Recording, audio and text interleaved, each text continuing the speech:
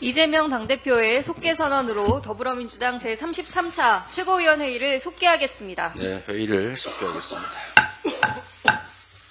먼저 이재명 당대표의 모두 발언이 있겠습니다.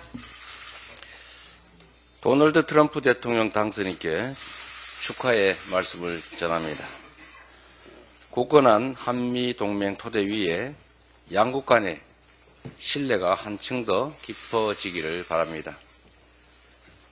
1기 트럼프 행정부는 역사상 최초의 북미 정상회담을 통해 한반도 평화에 기여했습니다.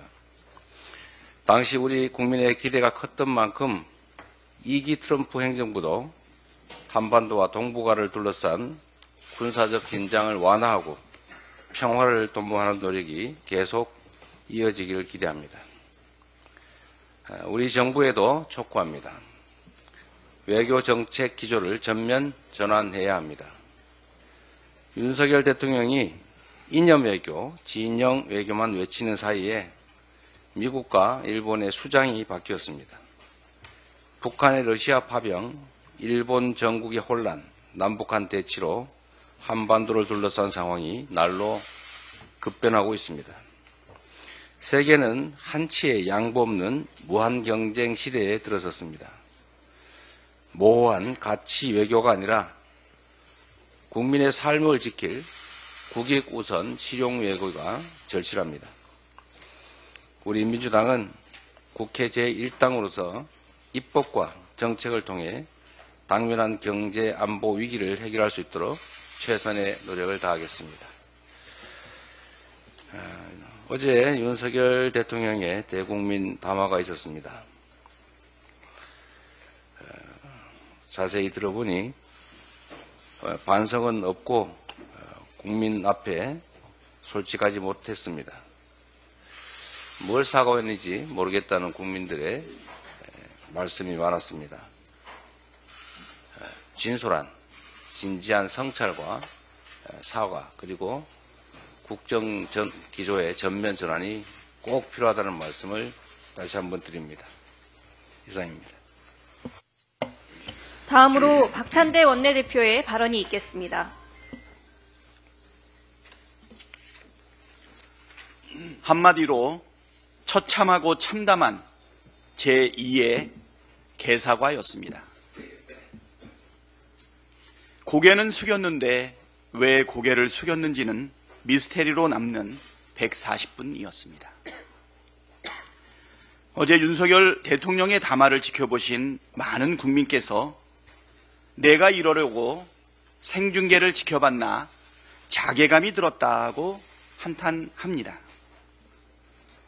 이번 담화를 통해 분명해진 것이 두 가지가 있습니다. 첫째, 윤석열 대통령은 대통령 자격이 없다. 둘째, 김건희 특검은 반드시 해야 한다는 것이 그것입니다. 시종일관 위협적인 자세, 진실을 피하는 변명과 거짓말, 헌법과 법률을 자의적으로 해석하는 대통령의 태도와 인식은 윤석열 대통령이 과연 대통령 자격이 있느냐는 물음을 남겼고 그에 대한 대답은 아니올시다입니다. 국민을 개돼지 취급하는 대통령은 민주공화국에 어울리지 않습니다.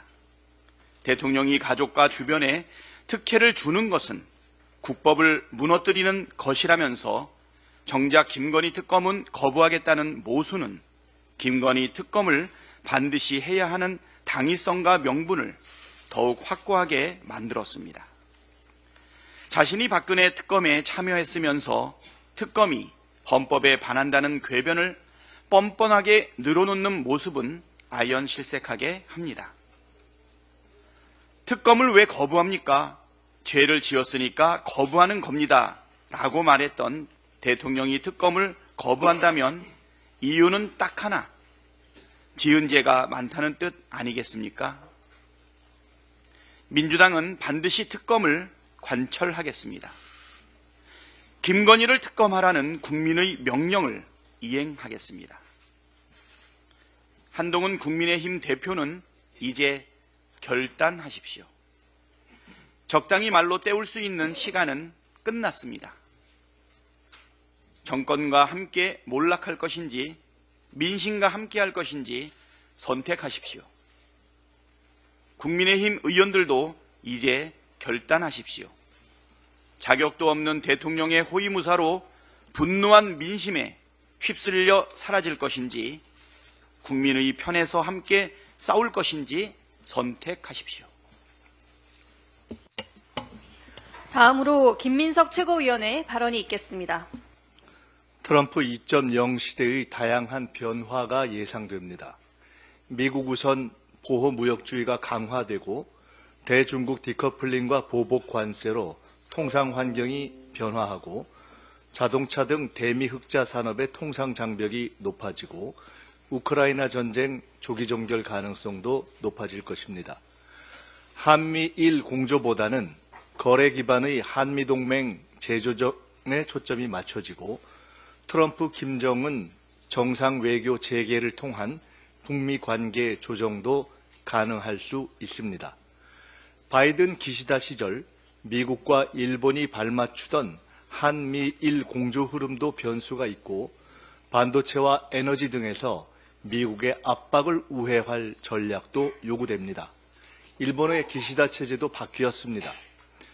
사법 리스크를 돌파하고 의회 장악력까지 높인 트럼프 당선자에 대응할 외교력의 재정립이 대한민국 생존의 핵심 당면 과제가 된 것입니다.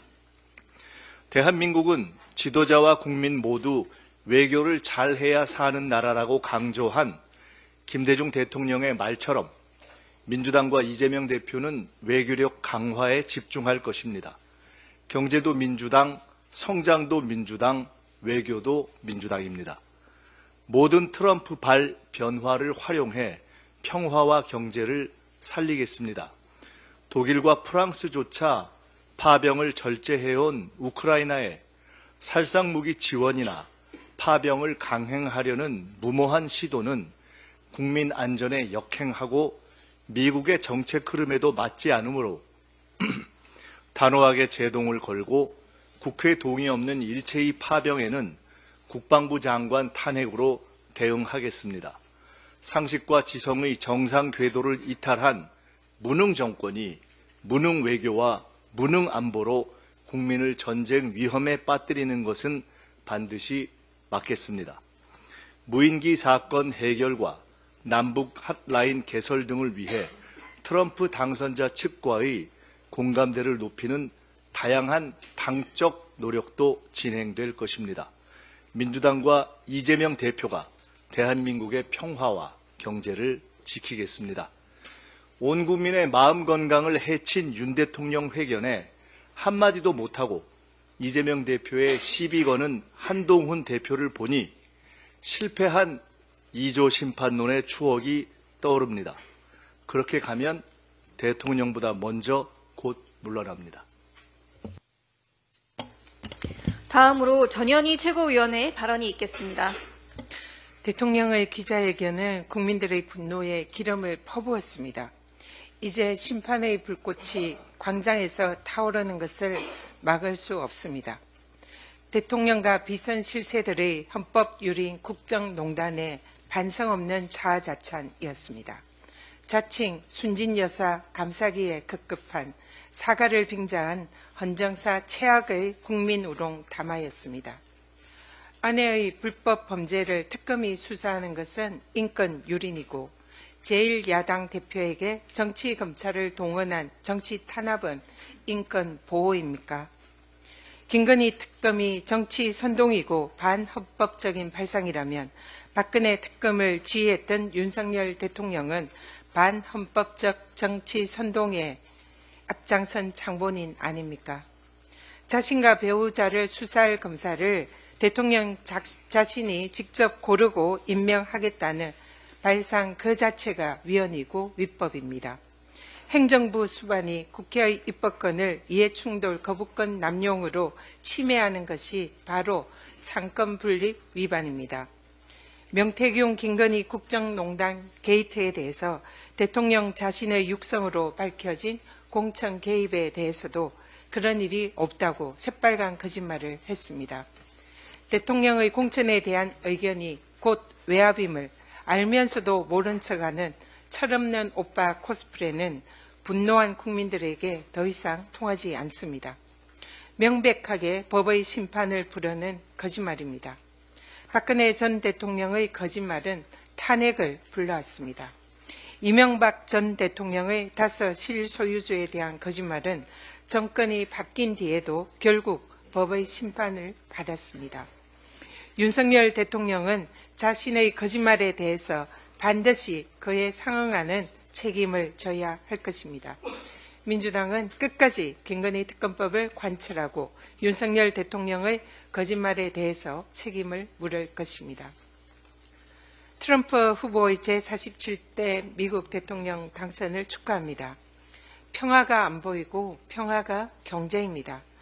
러우 전쟁 즉각 종식을 공언하고 문재인 정부 시절 북미 정상회담을 이끌었던 트럼프 후보의 당선이 다시 한번 한반도 평화를 만드는 계기가 되기를 기대합니다. 민주당은 트럼프 당선인과 함께 굳건한 한미 동맹을 바탕으로 한반도 평화와 안보를 지켜나가겠습니다. 이상입니다. 다음으로 한준호 최고위원의 발언이 있겠습니다. 네, 저도 어제 윤석열 대통령의 대국민 담화와 기자회견을 정말 국민의 시선에서 말씀을 좀 드리겠습니다. 한마디로 윤석열 대통령의 대국민 담화와 기자회견은 목 아플 때까지 혼자 떠든 2시간 넘는 아무 말 대잔치였습니다. 정말 당황스럽고 황당합니다. 윤석열 대통령으로부터 무려 사과를 받긴 했는데 아무리 생각해도 이것은 사과가 아닌 것 같습니다. 대국민 담화에서는 국민 여러분께 죄송하다는 말씀, 진심 어린 사과의 말씀을 드립니다 라고 대본을 읽긴 했는데요. 그런데 언론인들과의 질의응답에서는 분노와 억울함만 쏟아냈습니다.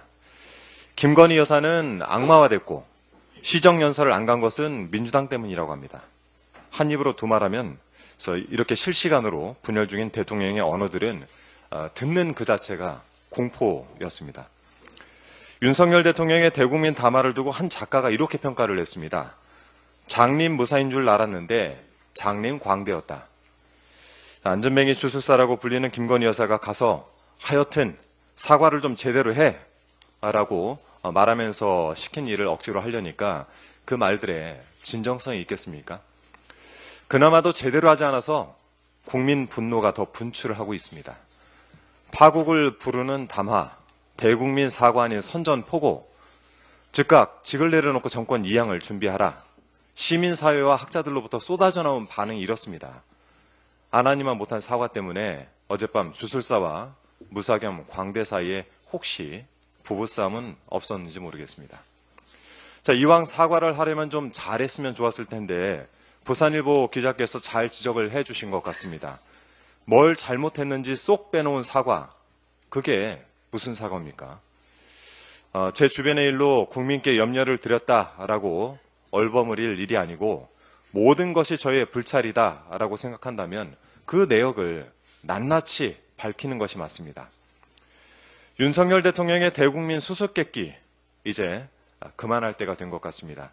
대통령이란 직은 문제를 내고 만드는 자리가 아니라 답을 내놓을 의무를 지고 있는 자리입니다.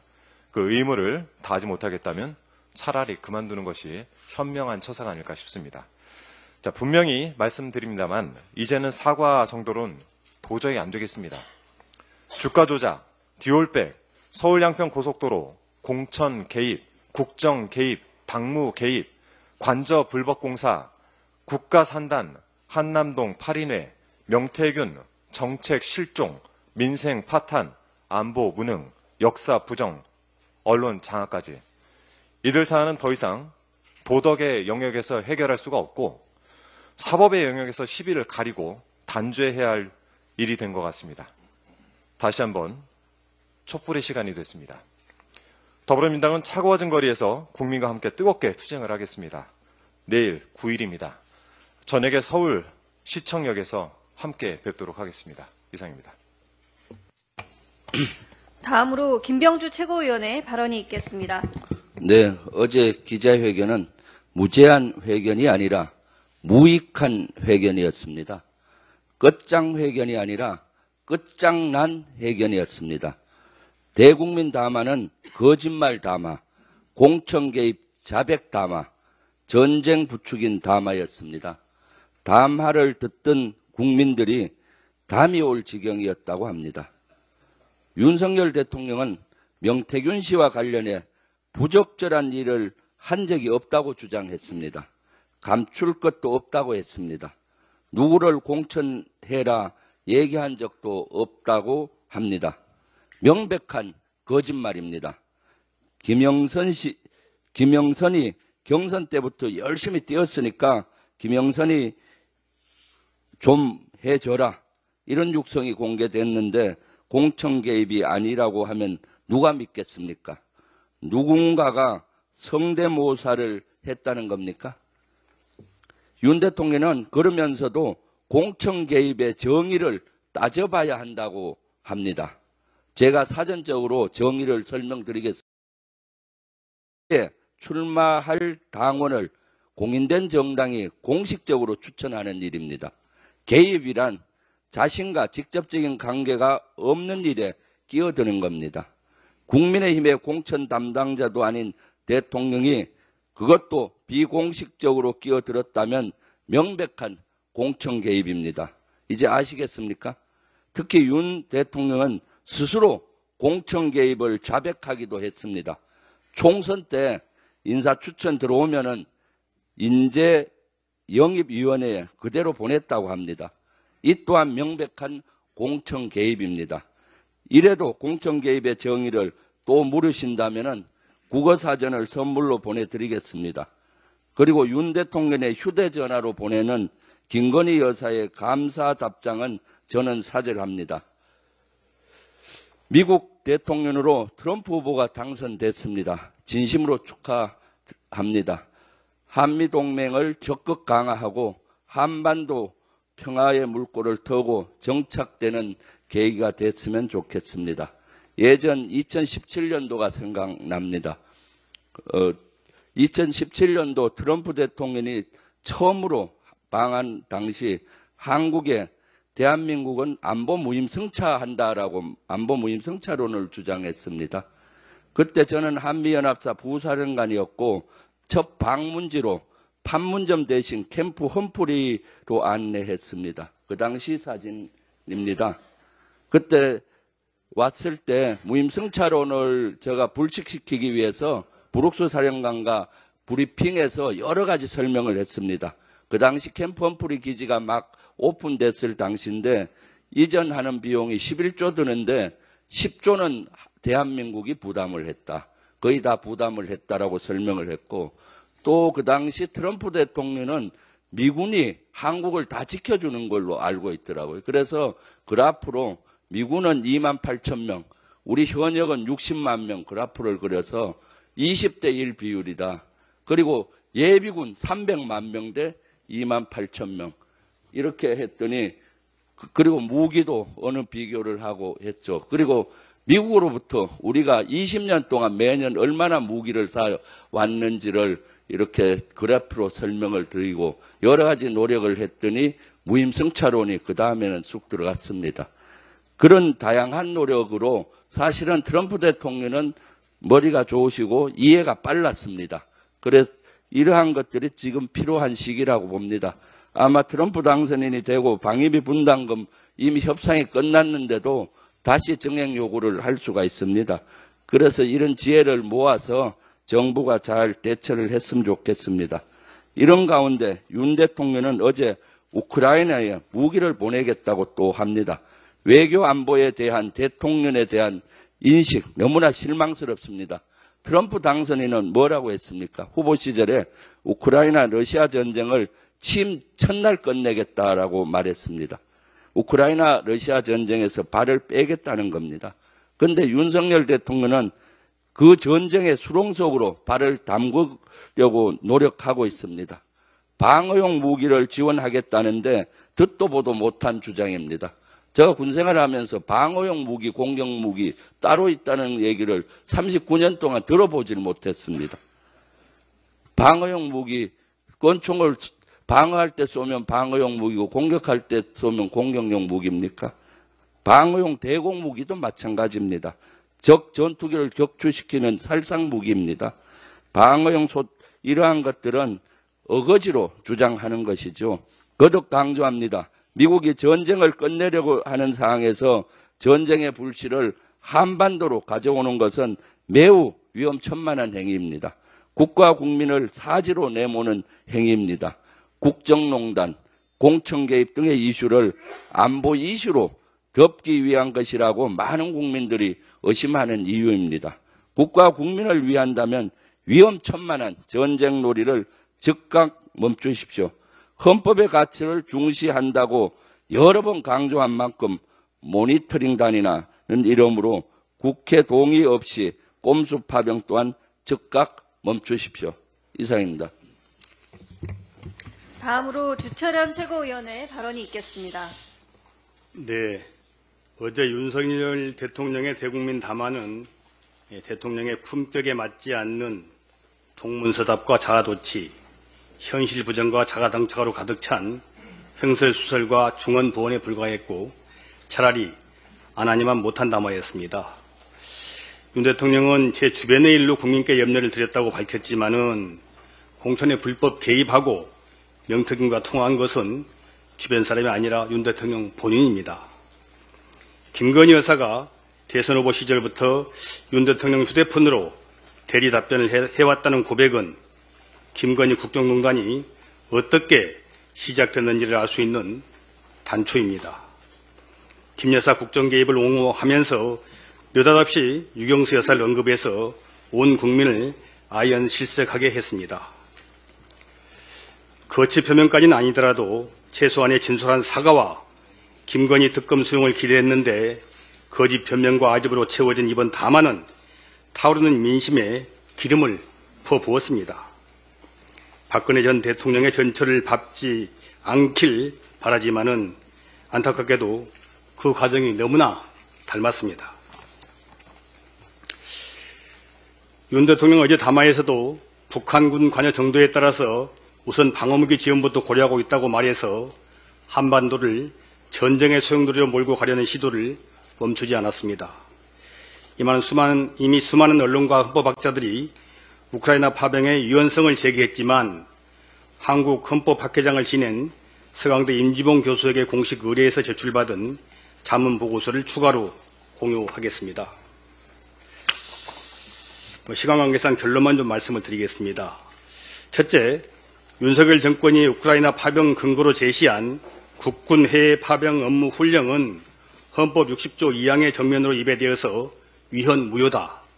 둘째, 동훈령을 근거로 국방부 장관이 참관단 명칭으로든 다른 명칭으로든 국군을 단 한 명이라도 국회 동의 없이 해외 파병하는 행위도 위헌 입법하며 탄핵 사유에 해당한다.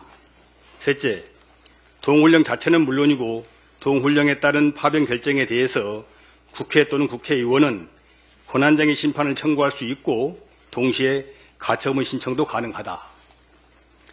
이처럼 결론이 뻔한 상황에서도 윤석열 정권이 전쟁 핵책을 포기하지 않는 것은 국가안보를 담보로 윤석열 김건희 국정농단의 위기를 모면하려는 의도가 아니라면 달리 설명이 되지 않습니다.